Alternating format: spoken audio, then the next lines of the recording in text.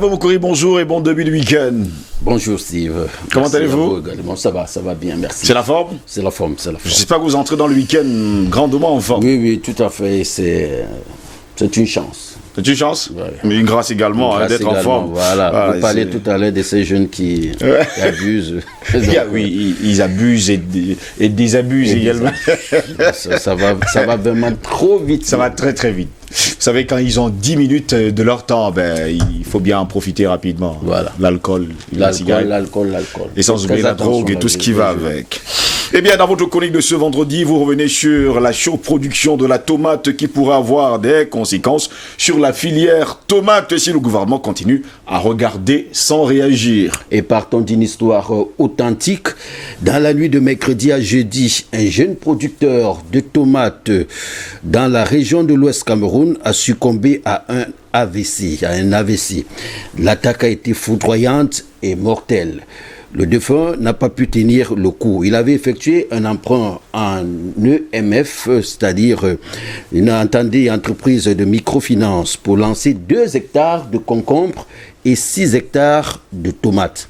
S'estimant dans l'impossibilité de rembourser, le cafard l'a donc contraint à mettre ses nerfs à rude épreuve. Ils n'ont pas résisté ses nerfs, le cœur a lâché. C'est pathétique. Combien de producteurs de tomates ou globalement d'acteurs de cette filière sont à la lisière d'une crise cardiaque? Sans doute des milliers. Depuis plusieurs semaines, je ne vous l'apprends pas, la filière tomates rencontre une situation critique. Le cajot de tomates connaît une chute drastique. Habituellement vendu entre 12 000 et 8 000 francs CFA en cette période de l'année, aujourd'hui le cajot revient à la ménagère à 1500 francs CFA. Et même à ce prix, les commerçants ont du mal à écouler ce produit. Qu'est-ce qui explique cette situation? Les commerçants parlent de l'abondance de la production due à la professionnalisation des maraîchers, mais surtout à cause du tarissement des marchés d'écoulement, particulièrement hors du triangle national. Nous ne vous l'apprenons pas également, la conséquence de la crise du coronavirus qui a entraîné la fermeture et les restrictions frontières. On voit donc que la part des productions écoulées du côté du Nigeria et dans certains pays de l'Afrique de l'Ouest, et même la totalité en Afrique centrale, précisément en zone SUMAC, est donc bloquée ici au Cameroun. Ça ne sort plus, ces productions ne sortent plus. Dans l'impossibilité d'écouler donc leurs marchandises hors des frontières, les producteurs sont donc contraints de vendre sur place au Cameroun. Voilà qui explique l'abondance de la tomate sur le marché. L'offre étant donc supérieure à la demande locale, on casse les prix. Bien que cela profite aux consommateurs, il y a lieu de s'inquiéter. La filière tomate est en péril. Si rien n'est fait, notre pays compromettra durablement les revenus habituels tirés de la tomate. Résumons-nous, soit 720 milliards de francs CFA par an pour la zone seule CEMAC. 720 milliards, voilà qui part en fumée, pratiquement. 140 milliards de francs CFA sur le marché intérieur. On nous met le marché d'Afrique de l'Ouest. Alors, ces statistiques nous sont données par le Mouvement pour la Renaissance du Cameroun qui, dans un communiqué, tirait justement la sonnette d'alarme. Le silence observé ici par le gouvernement n'est pas de nature vraiment à rassurer les producteurs qui payent même déjà de leur vie. Une prompte réaction du côté du ministère de l'Agriculture et du Développement rural serait salutaire pour éviter des faillites massives du côté des agriculteurs et pourquoi pas la multiplication des décès chez ces producteurs. D'ailleurs, bon nombre de ces producteurs préfèrent laisser pourrir la tomate dans les champs plutôt que de liquider ou brader dans les grandes villes que sont Yaoundé, Douala, Bafoussam et même autres.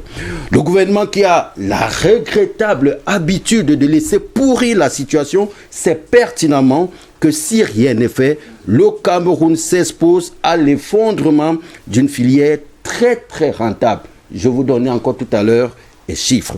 Et c'est d'ailleurs le moment ou jamais de relancer l'usine de transformation de la tomate implantée à Foumbon, je crois que c'est la Stan, abandonnée dans la broussaille. Pourtant, il suffirait de mettre un peu de moyens pour remettre cette usine en marche. Les milliards quasiment détournés dans la construction des stades, on le sait, auraient permis de relancer cette usine de transformation de la tomate et nous auraient mis à l'abri de ce que nous vivons aujourd'hui. L'annonce, c'est-à-dire l'avenir, il faut quand même le relever ici, ne s'annonce pas du tout bon. Et il ne faut pas également oublier Hervé Mokori dans votre chronique qui est d'ailleurs très triste ce matin. Ils sont nombreux, les maraîchers aujourd'hui. Ils se multiplient par milliers encore. La tomate vient de partout, du nord, du sud, de l'est, de l'ouest. Ouais.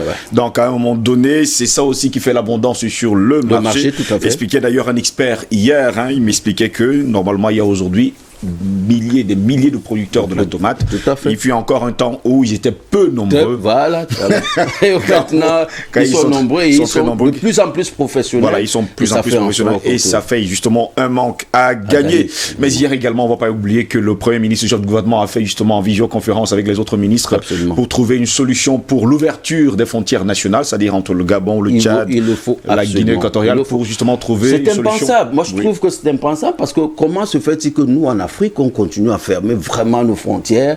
Alors que les autres... Je vois des gens, Air France qui arrive là, Bruxelles Airlines qui arrive, Ethiopian va bientôt aussi arriver. Comment se fait-il que les gens viennent d'ailleurs, de l'Europe notamment, pour le Cameroun, mais quitter voilà. Et on a toujours des produits qui arrivent, même d'ailleurs, les médicaments entrent au Cameroun sans problème. Dis donc, ouvrons ces histoires-là, comme on dit. Mais il y a également cette entreprise du côté de Fombot qu'on pourrait justement c'est ça le problème. Et il n'est pas aussi dégradé que ça, parce qu'on parle selon un témoignage que j'ai suivi, les équipements sont encore un peu en bon état.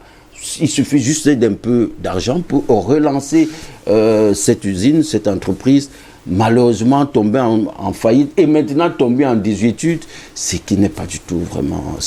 Il le faut rapidement, en tout cas, une autre entreprise. Pourquoi pas deux, pourquoi pas trois entreprises de tomates au Cameroun? C'est possible. Que d'importer cette tomate, on a toujours cette tomate importée du Maroc, je ne voulais pas le dire, merci de m'aider. Merci de m'aider. De très faible qualité d'ailleurs, on a souvent tendance à croire que... Non, ce qui vient d'ailleurs est de bonne qualité. Pourtant, ce qui est fait à Palascan, du côté de Fombot, était de très bonne qualité. Merci beaucoup Hervé Mokori pour cette chronique ce matin. On vous souhaite bon week-end. Merci et surtout, mollo. Non, on va...